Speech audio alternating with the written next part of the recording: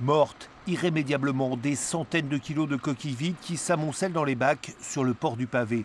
À Charron, les mytiliculteurs ont décidé de montrer l'ampleur du désastre. Ils ont relevé des bouchots et des filières. Le résultat est le même partout. Il ne reste rien de vivant. Pour les professionnels, environ 300 personnes sur la baie de l'Aiguillon. C'est la catastrophe.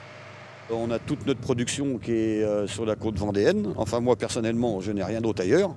J'ai tout dans le Pertuis breton. Donc, je ne vois pas comment faire une rentrée d'argent. Voilà, ouais. Je vois pas.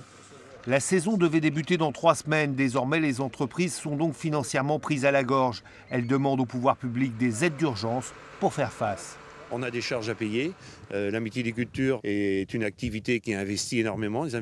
Les investissements sont lourds. Un bateau, par exemple, il y a des bateaux neufs qui sortent en ce moment. Les gens y croyaient, ça vaut 600 000 €. Donc il y a des échéances de prêts qui vont sortir. On a besoin de trésorerie rapide.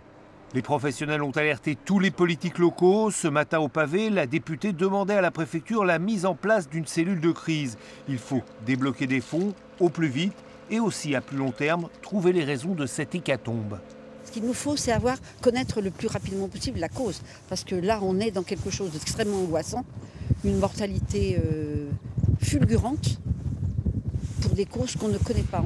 La seule certitude que l'on ait, c'est qu'ici, dans le berceau historique de la mytiliculture française, on n'avait jamais connu un tel épisode, aussi violent, aussi massif et toujours inexpliqué.